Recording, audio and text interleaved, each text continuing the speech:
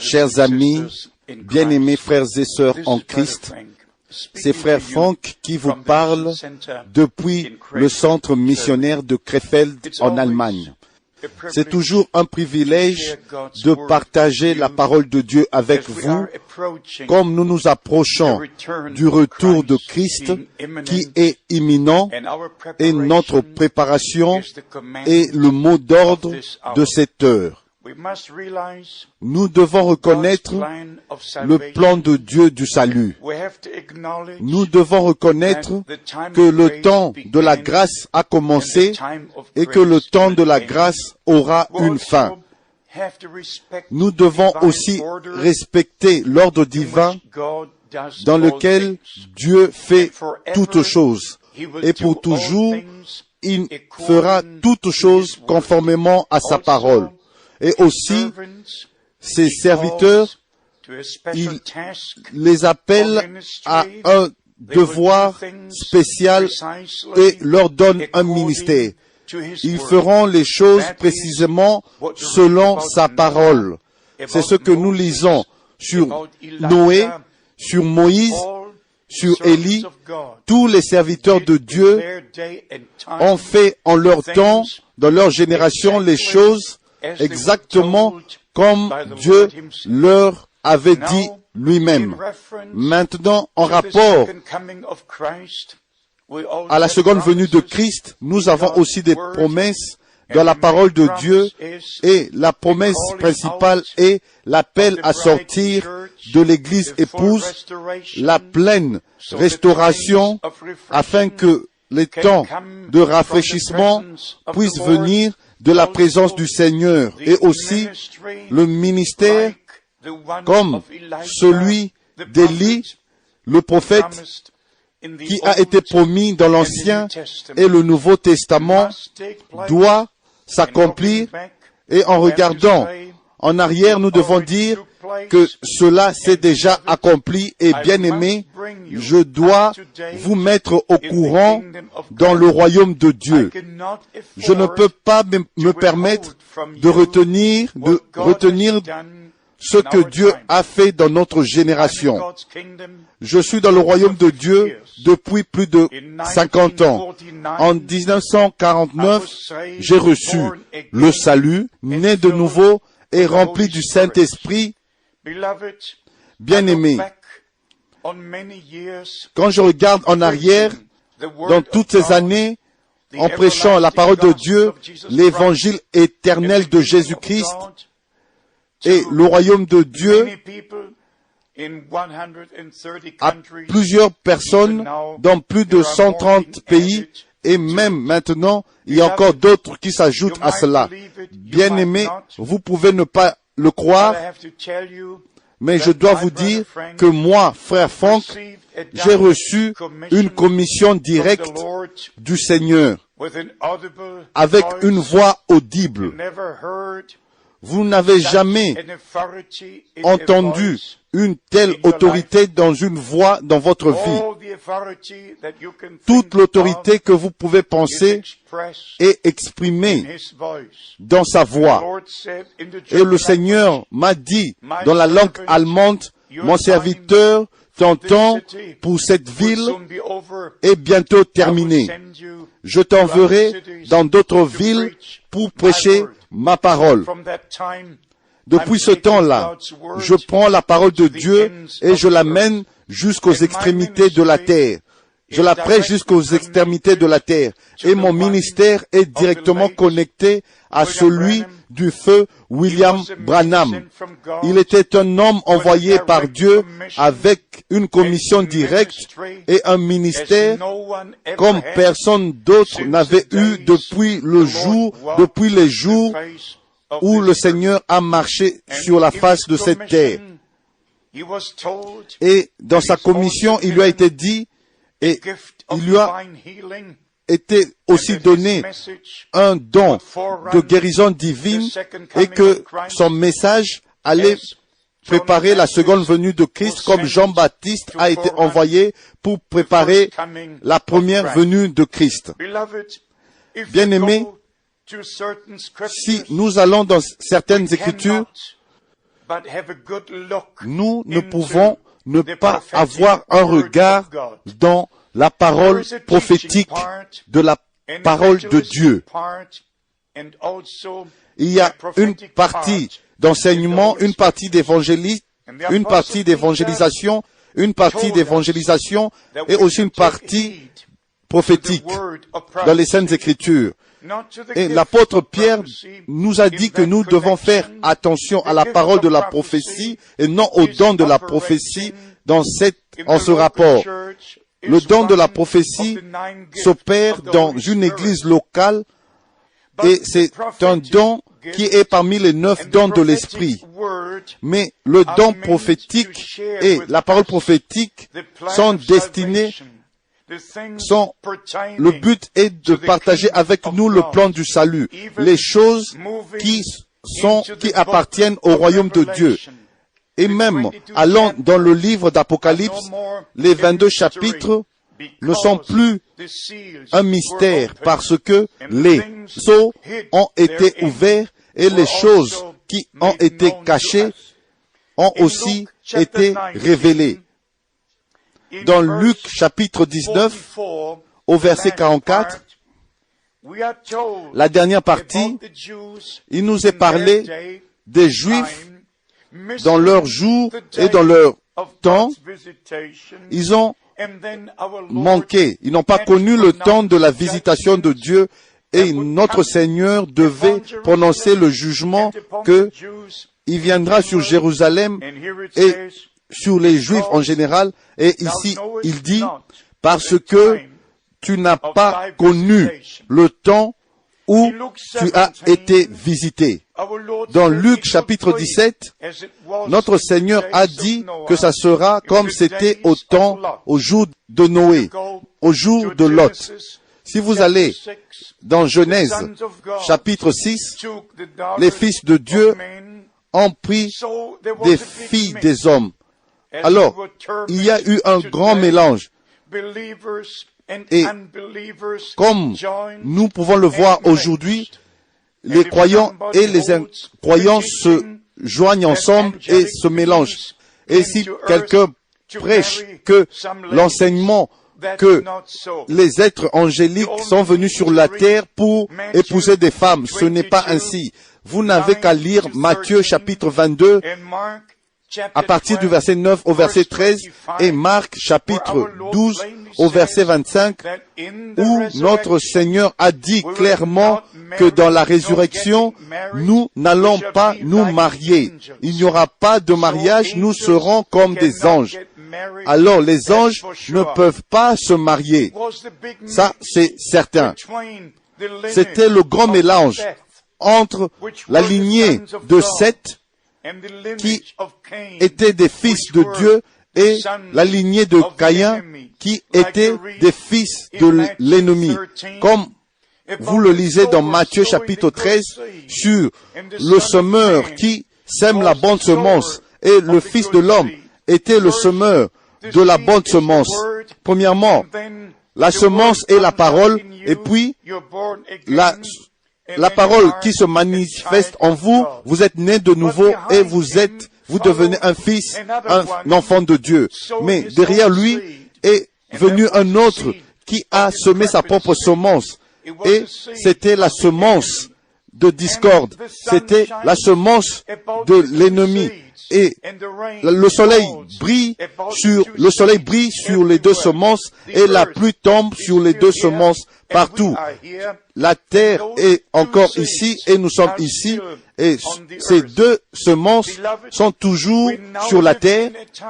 Mais bien aimés, nous vivons maintenant dans le temps où toutes les religions se rassemblent, toutes les confessions sont ensemble et les croyants et les incroyants se joignent ensemble.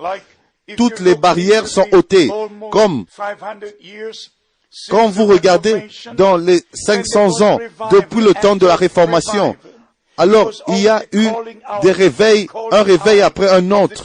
C'était toujours un appel à sortir des véritables croyants. Mais après quelque temps, la deuxième, la troisième génération est venue Et ce n'était plus une véritable communion avec Dieu par le Saint-Esprit et non en marchant dans les empreintes du Seigneur.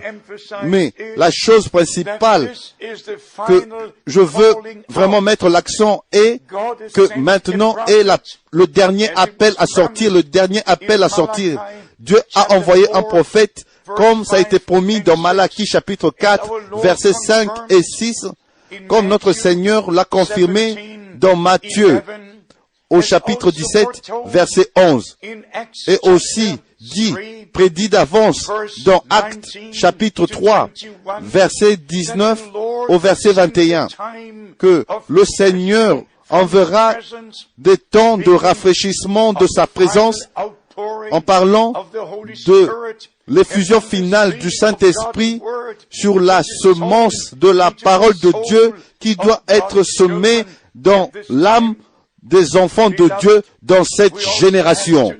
Bien-aimés, nous devons aussi savoir que un prophète a été promis, mais la prédiction que le Seigneur a dit, c'est sur plusieurs prophètes qui vont s'élever. Ils ne sont pas envoyés, mais ils vont simplement s'élever. Et vous pouvez lire seulement en retournant dans la parole de Dieu. Dans Matthieu, chapitre 7, verset 15, notre Seigneur a dit, gardez-vous des faux prophètes. Et puis, dans Matthieu, chapitre 24, notre Seigneur a dit, les faux prophètes et des faux Christ vont s'élever et feront des grands signes et des miracles. Alors, bien-aimés, vous devez retourner dans Deutéronome, chapitre 13. Le signe d'un prophète n'est pas suffisant. Par exemple, si un prophète donne un signe et que ce signe s'accomplit, mais quand lui, il amène les gens dans de nouvelles idées, dans de nouvelles doctrines, par exemple, en éloignant les hommes de la foi en un seul Dieu, en présentant des dieux différents. Bien-aimés, alors la parole de Dieu doit être notre absolu. Tu n'auras point d'autre Dieu devant ma face. Chaque véritable enfant de Dieu aura toujours du respect à ce que le Seigneur Dieu dit à Israël au travers des lèvres de Moïse. Je suis le Seigneur, votre Dieu. Vous n'aurez point d'autre Dieu devant ma face. Dieu n'a jamais parlé de lui-même au pluriel. Toujours dans la forme au singulier. Et c'est comme ça que nous devons retourner dans Deutéronome chapitre 6 et dans d'autres endroits dans les Écritures pour connaître, pour savoir que Dieu pour toujours et à jamais sera un, unique, et non deux et non trois. Alors, au travers du ministère de Frère Branham, nous avons été restaurés aux enseignements originaux et Dieu a confirmé sa parole. Et non seulement un signe, le signe était d'attirer l'attention du peuple à la parole qui a été prêchée. Et non au prophète, non une confirmation d'un prophète, mais la confirmation que Dieu est en train de faire l'histoire. Dieu accomplit ses promesses. Dieu est en train de garder sa parole, comme c'était avec Moïse en Israël. Et bien sûr, premièrement en Égypte, il lui a été donné 2 signes. Mais les 2 signes n'étaient qu'une confirmation. Mais si vous regardez, même à Jeannès et Jambres qui se sont levés, ils ont fait des miracles. Ce n'étaient pas des signes et non des miracles et des prodiges. C'était le message, la parole. Je suis venu pour vous apporter le message de la délivrance. Votre temps est arrivé. La promesse que Dieu a donnée à Abraham est maintenant en train de s'accomplir. Et l'agneau a été tué et le peuple est sorti à bras puissants. Et Dieu les a délivrés et la mer rouge s'est divisée en 2 et le peuple a pu marcher. Alors, C'était comme ça avec le ministère de William Branham, de frère Branham. Plusieurs d'entre vous ont déjà vu le petit extrait de la réunion qui a été prêchée à Washington, D.C. dans les années 1950. Il lui avait été donné un don spécial du Seigneur.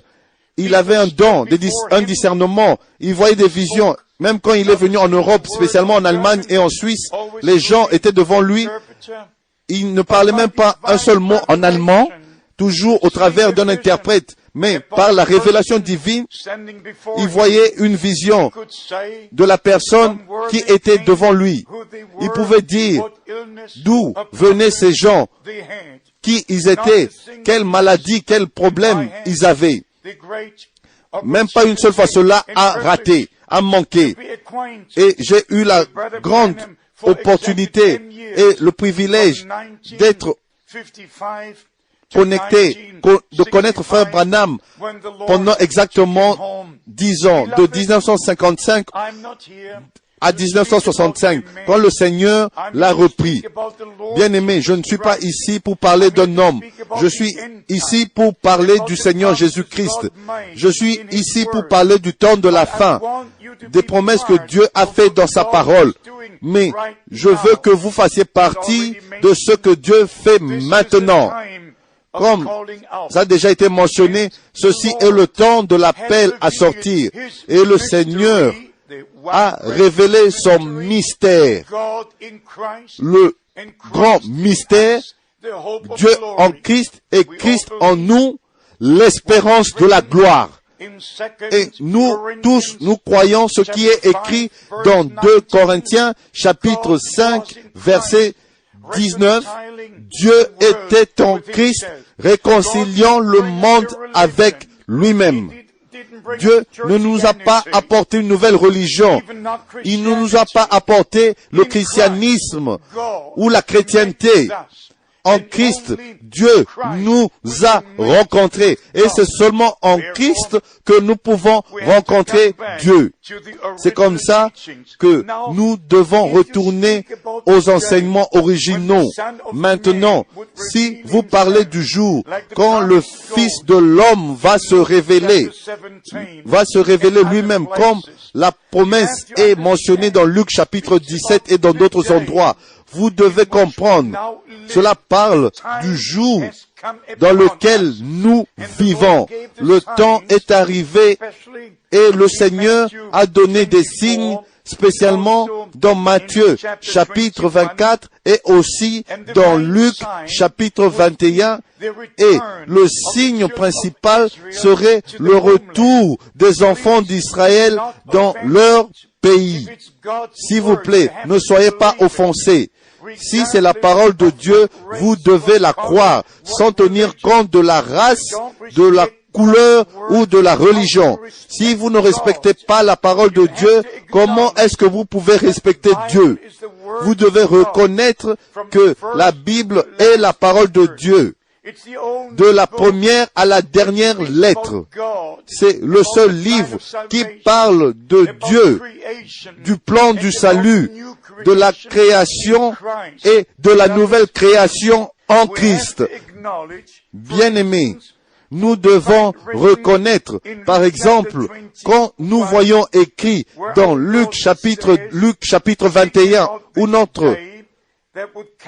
notre Seigneur dit, en parlant du jour qui viendra sur l'humanité, spécialement au verset 34 et 35, et par les soucis de la vie, et que ce jour ne vienne sur vous à l'improviste, en parlant des choses qui peuvent venir dans la vie et être un obstacle pour que nous reconnaissions le jour et l'heure dans lequel nous vivons. Et il est dit au verset 35, car il viendra comme un filet sur tous ceux qui habitent sur la surface de toute la terre. Bien-aimés, le jour du Seigneur viendra comme un voleur dans la nuit. ça viendra conformément à 1 Thessaloniciens chapitre 5 versets 1 à 3. Quand ils diront paix et sûreté, alors une ruine soudaine les atteindra.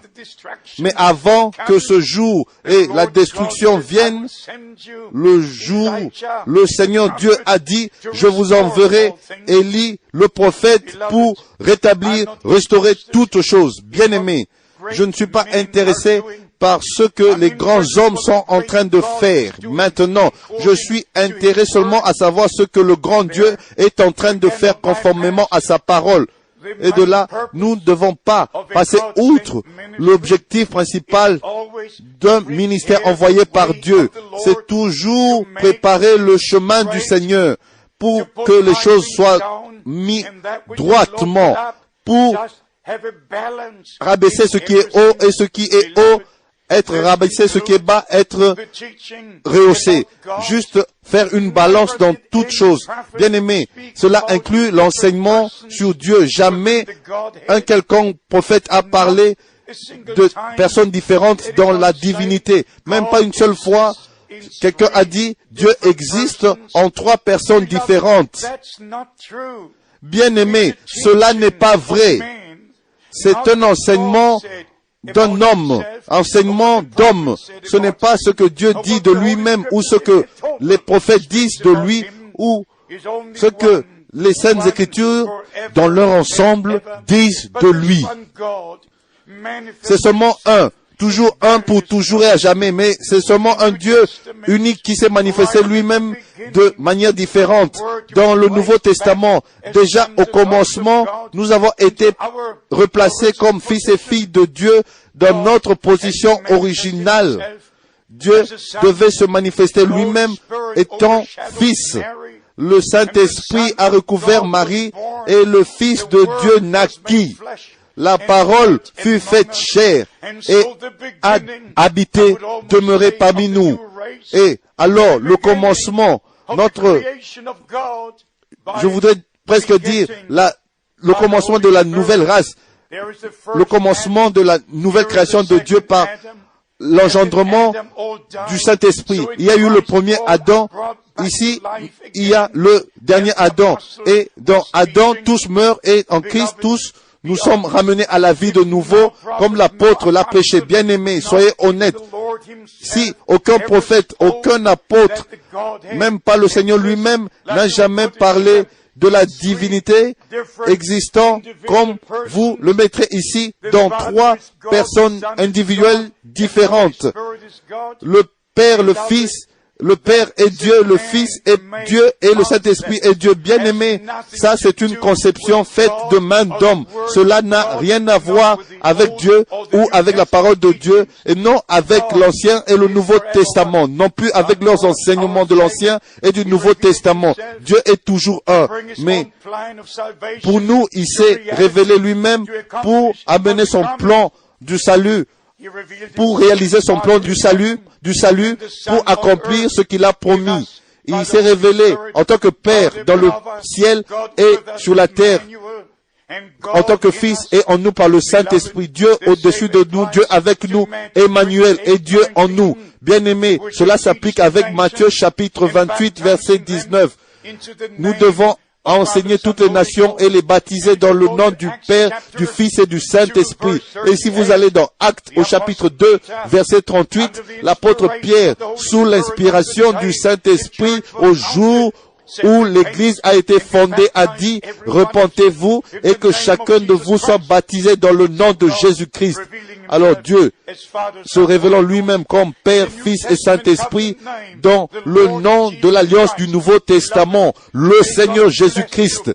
Bien-aimé, que Dieu vous bénisse et qu'il ouvre vos yeux, que vous soyez appelés à sortir et qu'il vous soit accordé la révélation et la compréhension divine, que vous reconnaissiez que ceci est votre jour et votre heure pour retourner à Dieu. Ne parlez pas à la chair et au sang. Écoutez ce que l'Esprit dit aux églises, ce que l'Esprit de Dieu dit aux églises et retournez au commencement. parce que bientôt le temps de la grâce va se terminer et la trompette va sonner et le Seigneur retournera. Et ceux qui entendent sa voix maintenant, ils vont alors entendre sa voix directe quand il descendra du ciel. Que Dieu vous bénisse et qu'il soit avec vous. J'aimerais vraiment avoir de vos nouvelles dans le nom de Jésus-Christ, notre Seigneur. Soyez bénis. Amen.